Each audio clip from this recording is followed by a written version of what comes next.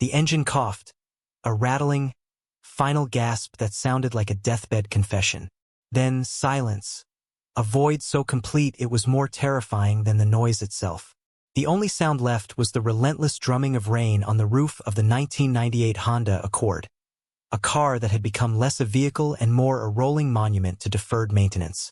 Sarah gripped the steering wheel, her knuckles white peaks in the gloomy twilight filtering through the water-streaked windshield. Outside, the world was a blurry watercolor of gray asphalt and angry red taillights.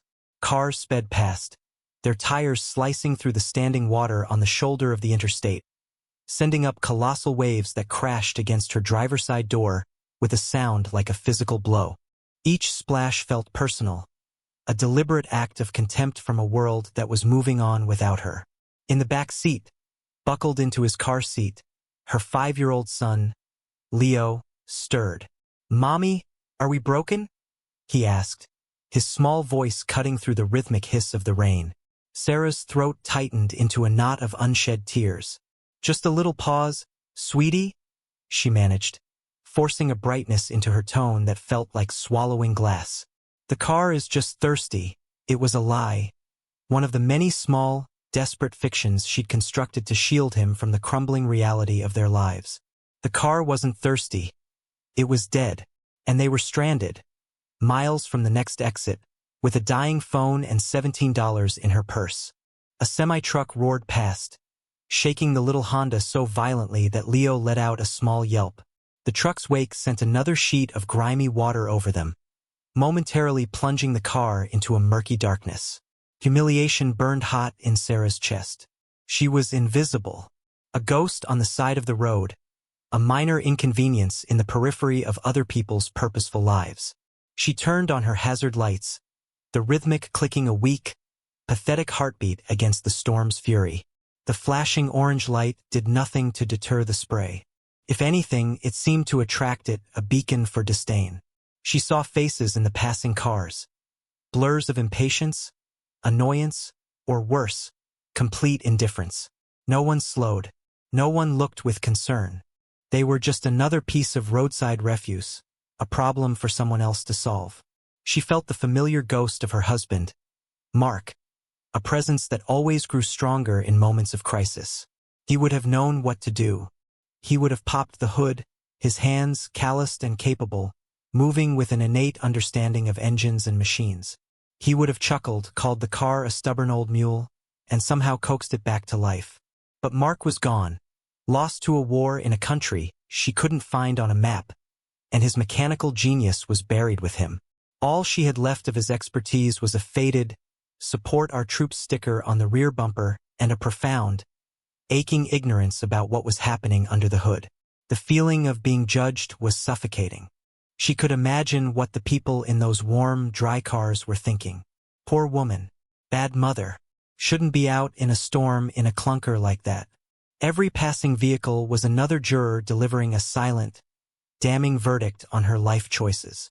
Hopelessness began to seep into the car, as cold and persistent as the rain. She found the number for a local towing company scrawled on a greasy business card in the glove compartment, a relic from a time when Mark had handled such things. Her phone screen showed a terrifyingly low 7% battery. Her hands trembled as she dialed, the cold of the car having settled deep into her bones. A gruff voice answered on the third ring, impatient and crackling with static. "Yeah, what?" Sarah explained her situation, her voice small against the roar of the highway and the storm. She described her location, the make of the car, the unnerving silence where an engine should be. The man on the other end sighed, a sound of profound boredom. "That's a bad spot, lady. After-hours call, middle of a storm. It's gonna be pricey." He quoted her a price for the tow that made her stomach clench. It was more than she had in her bank account, let alone the $17 in her wallet. I don't have that much right now," she stammered, the shame of the admission feeling like a physical weight. Is there any kind of payment plan?" A harsh, barking laugh came through the phone. "A payment plan? For a tow? This ain't a furniture store, lady. Cash or card, up front. No money, no tow. That's how it works." The line went dead. The finality of the click was like a door slamming shut in her face. The indifference of the passing drivers had been painful. This targeted cruelty was devastating. It wasn't just that she was invisible. It was that to the one person whose job it was to help, she was worthless. Her lack of money rendered her undeserving of assistance, a non-person. The conflict wasn't just with a dead engine or a storm. It was with a world that priced survival just beyond her reach. Leo, sensing his mother's distress, began to whimper. "I'm cold, Mommy." His words were a fresh stab of guilt. She had failed him. She couldn't keep him warm. She couldn't keep him safe. She couldn't even keep the car moving. She was a bad mother. The voice on the phone had confirmed it. She looked around the cramped interior of the car, at the frayed upholstery and the lingering scent of stale coffee and her son's crayons. This car was a metaphor for her life. Barely holding together, running on fumes, and now, finally, broken down on the side of a cold, unforgiving highway. She tried another number, a 24-hour roadside assistance service she'd seen on a billboard. The automated voice was cheerful, a stark contrast to her despair. After a labyrinth of menu options, she was placed on hold. Vivaldi's Spring tinkled tinny and mocking from her phone's speaker. Spring felt a universe away. After 10 minutes of listening to the cheerful violin, a human operator finally came on the line. This one was polite, professional, but the outcome was the same. A membership was required, or a steep, non-negotiable fee. Sarah hung up before the woman could finish her sympathetic but firm script. Her phone battery blinked a final, ominous red and died. Now she was truly alone. No communication, no lifeline. Just her son, and the storm. A new wave of fear, colder and sharper than before, washed over her. The indifference had curdled into a tangible threat. The world wasn't just ignoring her. It was actively rejecting her. This car, this stubborn, broken-down shell of metal and wires, had been Mark's. He had bought it for a song from a guy on his bass, a fixer-upper he'd poured his weekends into. He'd replaced the transmission with his own 2 hands, tuned the engine until it purred, and proudly declared it bulletproof. Sarah remembered watching him from the doorway of the garage, his face smudged with grease, a smile of pure satisfaction on his lips. "This old girl will never let you down, Sarah," he'd promised. "She's reliable. She'll keep you and Leo safe." The irony was a bitter pill. The car was the last tangible piece of him, the last thing his hands had built and cared for. And it had let her down in the most spectacular way possible. Her struggle wasn't just about money or a dead battery. It was about the crushing weight of his absence. Since his death, she had been fighting a quiet war on 2 fronts. The external battle of bills and single parenthood, and the internal one against the grief that threatened to swallow her whole. She worked a thankless job at a diner, her shifts long and her tips meager. She learned to patch Leo's jeans, to stretch a pound of ground beef into 3 meals, to smile when all she wanted to do was curl into a ball and weep. She did it all to maintain a fragile bubble of normalcy for her son, to give him a life where he felt secure and loved, not one defined by what they had lost. Her quiet strength was a form of defiance. It was in the way she held her head high when she used food stamps at the grocery store, ignoring the judgmental stares. It was in the stories she told Leo about his father, painting him as a hero not just for his country, but for the way he could fix anything, from a leaky faucet to a broken heart. She refused to be a victim. She was Mark's wife, Leo's mother, a woman holding the line against a tide of hardship. This breakdown felt like a breach in that line. It was a public declaration of her failure, a flashing, orange-lit sign on the side of the highway for everyone to see. Each passing car that didn't stop was a confirmation of her deepest fear, that she couldn't do it alone, that Mark's promise of safety had died with him. She looked at the small, faded sticker on the rear window, one she had insisted on putting there. It wasn't the generic yellow ribbon magnet. It was a specific insignia, the emblem of Mark's unit. A snarling wolf's head superimposed over a spade. It was a small, private tribute, a symbol of a brotherhood she'd only glimpsed through his stories. He'd called them his other family, Men who lived by a code she didn't fully understand but deeply respected. A code of loyalty, of leaving no one behind. The phrase echoed in her mind now, a cruel joke. Here she was, left behind on the side of the road, the world speeding by as if she didn't exist. The principles that had defined her husband's life seemed to have no place in this cold, civilian world. The rain intensified, hammering against the car with a furious, percussive rhythm.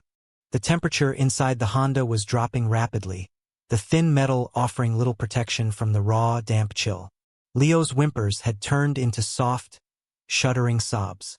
"Mommy, I'm scared." His fear was a physical thing, a cold hand squeezing her heart. She had to do something.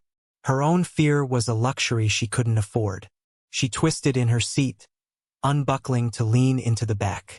Hey, look at me, buddy," she said, her voice a forced whisper of calm. She wiped the tears from his cheeks with her thumb. "There's nothing to be scared of. We're on an adventure." He looked at her with wide, doubtful eyes. "A car adventure? The best kind?" she insisted, her mind racing.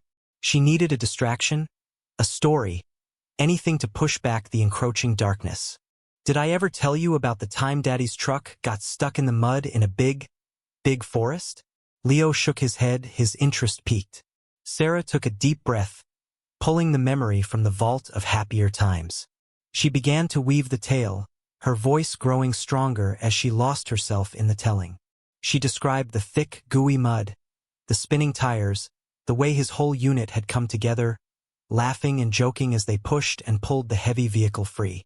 She focused on the details Mark had loved, the camaraderie, the refusal to quit, the shared victory at the end.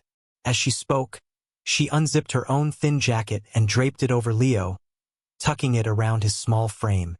The gesture was automatic, a mother's instinct, but it left her shivering in her t-shirt. The cold seeped into her skin, but seeing the flicker of a smile on her son's face was worth it. Her story was a shield, her jacket a tangible piece of warmth. But the pressure was mounting. The sky was now almost completely black, the headlights of passing cars a blinding, intermittent assault. The shoulder of the highway was narrow, and with visibility so poor, the danger felt immense. Every truck that thundered by was a potential catastrophe. Staying in the car was a risk. Leaving it was another. Walking along the highway in this deluge with a 5-year-old was unthinkable. They were trapped. The hope that had been a flickering candle flame just an hour ago was now extinguished, leaving behind only the cold smoke of despair. She looked at her son, now quiet, listening intently to her story. His trust in her was absolute. In his world, Mommy could fix anything. She was the immovable, unshakable center of his universe. The weight of that trust felt heavier than ever before. She couldn't let him see her break. She had to be the hero of this story, just as his father had been the hero of hers. The crisis was no longer about a car. It was about preserving her son's belief in safety, in a world where mothers could slay dragons, or at the very least, get them home through a storm. She finished her story about his father with a triumphant, "And they all made it back for hot chocolate." Leo was calmer now, snuggled under her jacket, his breathing even. Her own teeth were chattering, a low, uncontrollable tremor. She looked out her window into the swirling chaos and saw him. A lone figure, huddled under the meager shelter of a highway overpass about 50 yards ahead. He was wrapped in a tattered blanket, a ghost even more invisible than she was. She had noticed him briefly when the car first died, a fleeting thought of another soul lost in the storm. Now, seeing him again, a strange impulse took hold. It was illogical, insane even. She had $17 to her name, a dead car, and a cold child. And yet, she thought of Mark. He was the kind of man who would stop, who would share his last ration, who believed that dignity was something you gave to others, especially when they had none. It was the core of his code.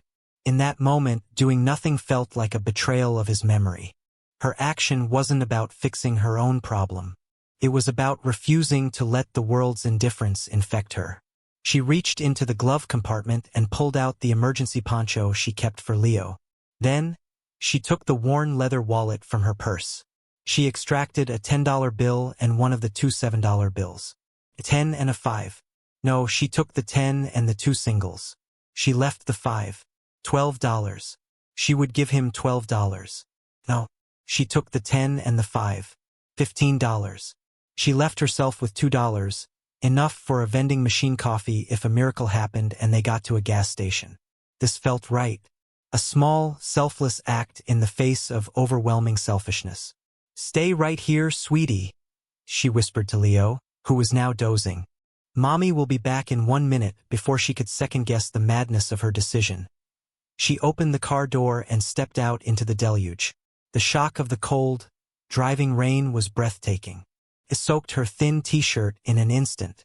Head down against the wind, she began to walk toward the overpass, the flimsy poncho flapping wildly around her. The roar of the traffic was deafening. The spray from passing trucks hit her like a physical force, staggering her. She kept her eyes fixed on the huddled shape ahead. As she drew closer, she could see the man's face, weathered and weary, his eyes holding a familiar look of resignation. He watched her approach with a mixture of suspicion and confusion. She didn't say a word. She simply held out the folded bills and the small, pre-packaged bag of almonds she'd had in her purse for Leo's snack. He looked from her offering to her face, his eyes widening slightly as he took in her drenched clothes and shivering frame. He saw the broken-down car behind her, its hazard lights blinking weakly. "You need this more than I do, miss," he rasped, his voice rough with disuse. Sarah shook her head, pushing the money into his hand. "Everyone needs a little help sometimes," she said, her voice barely audible over the storm. "Stay safe." She turned and walked back to the car, the cold now so intense it felt like fire on her skin. She didn't do it for recognition or reward. She did it because in that moment of profound helplessness, the only power she had left was the power to be kind. It was a silent testament, an act of holding onto her own humanity when the world seemed to have lost its. She slid back into the driver's seat, soaked and shivering, but the burning shame in her chest had been replaced by a quiet, steady warmth that had nothing to do with temperature. She was trying to chafe some feeling back into her arms when a new sound cut through the storm. It wasn't the high-pitched whine of a passing car or the deep roar of a truck. This was a low, guttural rumble, a vibration that started in the soles of her feet and resonated up through the seat. It grew steadily louder, a menacing growl that seemed to be coming from directly behind her. Her first thought was panic. A truck, too close, about to plow into them.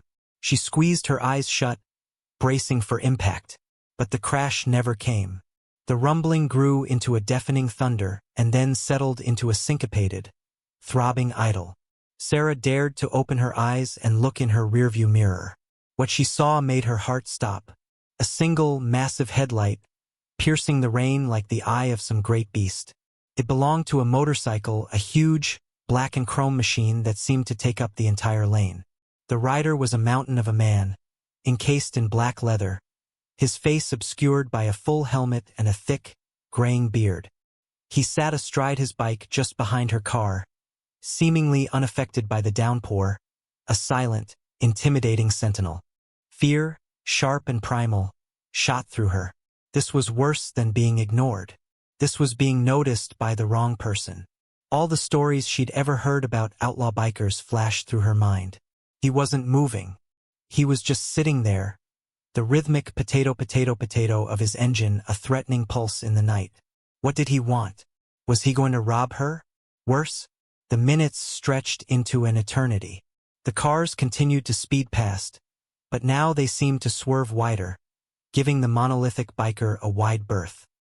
He had, in his silent stillness, created a small pocket of safety around her, but it felt more like the calm in the eye of a hurricane. Sarah's gaze flickered from the mirror to her son, sleeping peacefully in the back, oblivious. Her protective instincts screamed. She locked her door, the click sounding pitifully inadequate. The biker didn't move. He simply observed. His head tilted slightly, as if he were studying the back of her car. She followed his unseen gaze in her mirror and realized what he was looking at. The small, faded sticker of the snarling wolf's head. Mark's unit insignia. A knot of confusion tightened in her stomach. What could that possibly mean to him? The biker slowly raised a gloved hand to his helmet, not in a wave, but to tap the side, where a small communications device was nestled. He spoke, his words lost to the storm and the engine noise, but his posture was calm, deliberate. He wasn't menacing. He was waiting. The initial fear began to recede, replaced by a profound and nerve-wracking uncertainty. He was a paradox, a terrifying figure who had inadvertently become her shield. No cars were splashing her now. The space he occupied was a buffer against the indifferent world. He had seen her. In a way no one else had. He had stopped and truly seen her. And for some reason he had not moved on. He was a question mark written in chrome and leather, idling in the middle of her storm. The biker on his own would have been an anomaly, a strange and unsettling chapter in a terrible night. What happened next transcended reality. It began as it had before, a low rumble on the horizon, but this time it wasn't singular. It was a chorus, a deep, resonant vibration that grew exponentially, shaking the very air. Sarah looked in her side mirror and saw them. 2 headlights, then 4, then 10, a swarm of angry fireflies cresting the hill behind her. The sound became an overwhelming physical presence, a tidal wave of noise that drowned out the storm, the traffic, everything. One by one, they pulled over, a fleet of motorcycles filtering out of the main flow of traffic with practiced, almost military precision. They were an army. Harleys, mostly, gleaming and black, their chrome winking in the intermittent flashes of her hazard lights. They filed in behind the first rider, forming a long, formidable line on the shoulder. Then, as if following a silent command, they began to encircle her broken-down Honda.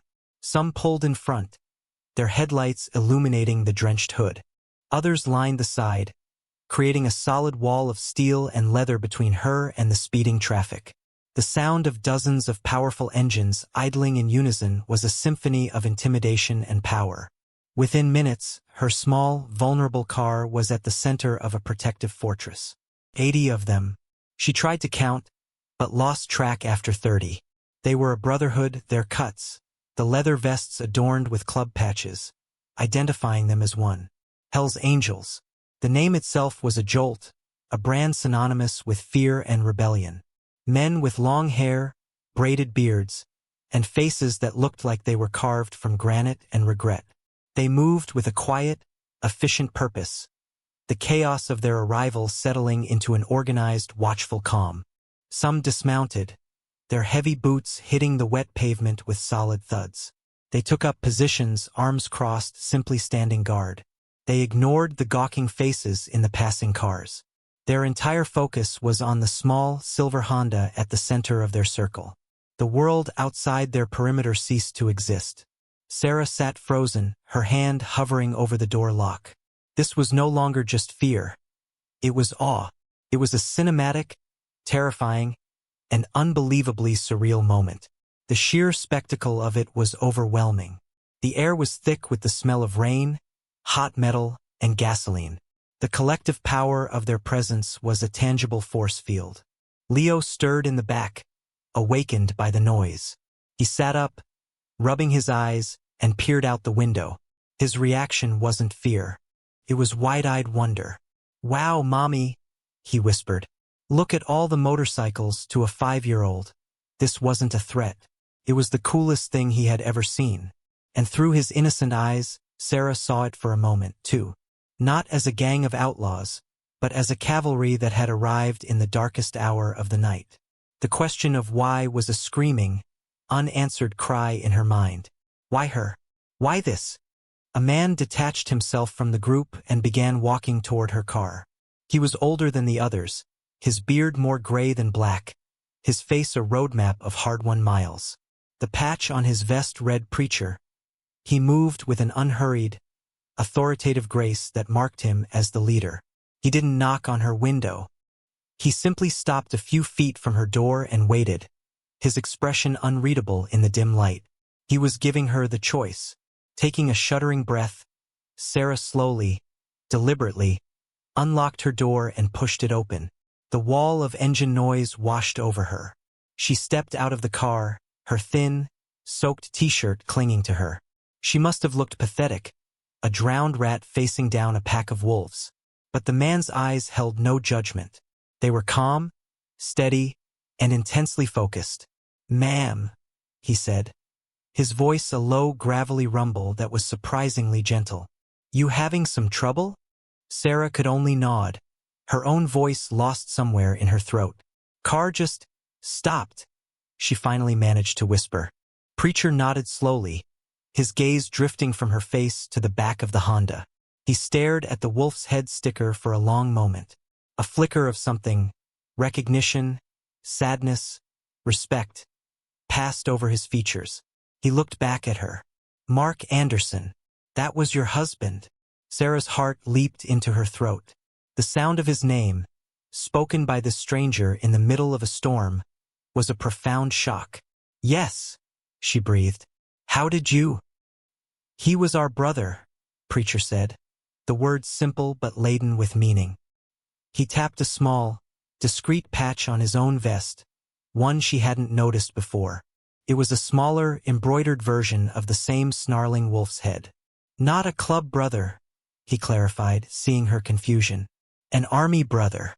A few of us here, we served with him. 1st Battalion. He was one of the best men I ever knew. He pulled my ass out of the fire more than once." The revelation hit Sarah with the force of a physical blow. The world tilted on its axis. This wasn't random. This wasn't a threat. This was a debt being paid. These men, this fearsome biker gang, were part of Mark's other family. The one he had spoken of with such reverence.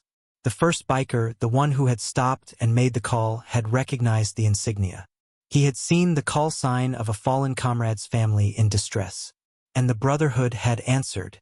"He talked about you," Preacher continued, his voice softer now. "Said he had the best girl in the world waiting for him back home. Said he had to get back to his boy." He glanced toward the car, where Leo was now pressed against the window, watching them.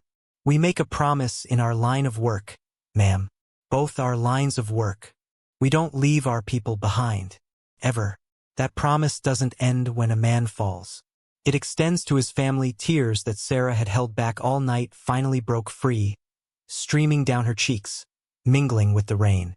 They weren't tears of sadness or fear, but of an overwhelming, gut-wrenching relief. She wasn't alone. She had never been alone. Mark's legacy, his honor, his brotherhood. It was right here, surrounding her in a circle of leather and chrome. The recognition was immediate and total. Preacher turned to his men. "This is Sergeant Anderson's wife and son," he called out, his voice booming over the engines. A ripple went through the crowd of bikers. Nods of understanding. Fists tapped over hearts in a silent salute. The intimidating posture softened into something else. Protective, respectful. "Pop the hood, ma'am," Preacher said to Sarah. She fumbled for the latch, her hands still shaking. The moment the hood was open, half a dozen bikers descended on the engine. These were not clumsy amateurs. They moved with a mechanic's precision, producing tools from saddlebags, their flashlights cutting through the dark engine bay. They spoke in a low, technical shorthand, diagnosing the problem with a speed and efficiency that was astounding. Within minutes, they had found the culprit, a fried alternator. It was a simple part, but one that had crippled the car completely. While they worked, another biker, a giant of a man with tiny, stitched on his vest, approached her. He held out a thick, dry wool blanket. "For the boy," he grunted, not meeting her eye. Another handed her a warm, black leather jacket, impossibly heavy and smelling of worn leather and the open road. "You'll catch your death," he said gruffly. They didn't want thanks. The acts of service were their own reward. The transformation of the scene was absolute. What had been a place of isolation and fear was now a bustling hub of compassionate activity. The community of passing cars, which had once been a source of humiliation, now slowed down in a mixture of fear and wonder. People stared, their faces pressed against their windows, trying to comprehend the sight of 80 Hell's Angels fixing a stranded mom's car in a downpour. A state trooper, seeing the commotion, pulled over, his lights flashing. He stepped out of his car, his hand resting on his sidearm, his face a mask of suspicion. Preacher met him halfway. They spoke for a few moments, the trooper looking from Preacher to Sarah, then to the insignia on Preacher's vest. The trooper's posture changed. He nodded, a look of profound respect on his face. He got back in his car, and instead of leaving, he parked behind the long line of bikes, his flashing lights now serving as an official barrier, adding another layer of protection to their fortress. A biker returned from a trip to the nearest exit. He had a brand new alternator in one hand and a bag from a 24-hour auto parts store in the other. No one asked Sarah for money. The part was installed with practiced ease. They didn't stop there. They checked her oil, topped off her fluids, and cleaned her battery terminals. Another biker used a squeegee to clear her windshield, a strangely domestic act in a scene of such raw masculinity. Then, Preacher came to her, holding out a thick wad of cash, held together by a rubber band. "For you and the boy," he said. From Mark's brothers, Sarah shook her head, overwhelmed. "I can't. You've already done too much. It's not a request," Preacher said, his tone leaving no room for argument. He gently folded her hand around the money. "Mark was family. This makes you family. We take care of our own." He then turned to Leo, who was now standing outside the car, wrapped in the blanket, looking up at the bikers with awe. Preacher knelt down, getting on the boy's level. He unpinned a small, silver wolf's head pin from his own vest and gently pinned it to Leo's blanket. "Your dad was a hero, little man," he said. "Don't you ever forget it. This means you're one of us now. You ever need anything, you find one of us. We'll be there." The rain began to soften, its furious drumming easing into a gentle, cleansing drizzle. The new alternator was in, the connections secured. One of the bikers leaned into the car and turned the key. The engine roared to life, a strong, steady purr that was the most beautiful sound Sarah had ever heard. A cheer went up from the assembled men, a gruff, masculine sound of shared victory. The work was done. The bikers began to mount their motorcycles, their movements fluid and synchronized. The fortress was dismantling, preparing to move. But they weren't leaving her. "We'll see you home, ma'am," Preacher said, swinging a leg over his own bike. "Make sure you get there safe." Sarah, wrapped in the heavy leather jacket, her heart full to bursting, could only nod her thanks. She got back into her car, Leo climbing into his car seat, clutching the wolf's head pin like a holy relic. She pulled out onto the highway, and the bikers fell into formation around her. Two rode in front, clearing a path. Two flanked her on each side, a close, protective guard. The rest fell in behind, a thundering river of steel and chrome that filled the road. They were a motorcade of honor. The final image of her crisis was not one of despair, but of overwhelming dignity. The cars that had splashed her with contempt now gave her a wide, respectful berth, their occupants staring in disbelief at the single mother in the old Honda being escorted by an army of Hell's Angels. They rode the 30 miles to her small, rented house in perfect, disciplined formation. When she pulled into her driveway, they filled her quiet suburban street, the rumble of their engines waking curious neighbors who peered from behind their curtains. They didn't cut their engines until she had turned hers off and the porch light was on. One by one, the 80 engines fell silent, plunging the street into a sudden, profound quiet. Sarah got out of the car and faced them, the wad of cash clutched in her hand, the borrowed jacket still wrapped around her shoulders. She couldn't find the words. "Thank you," felt impossibly small, a pebble thrown into an ocean of gratitude. Preacher simply nodded to her from his bike. He raised a gloved hand, and in unison, 80 engines roared back to life. It wasn't a threatening sound now, it was a salute, a final, thundering chorus of respect and farewell. Then, as one, they turned and rode off into the night, their red taillights disappearing down the street, leaving behind only the lingering smell of exhaust and the quiet hum of a neighborhood settling back to sleep.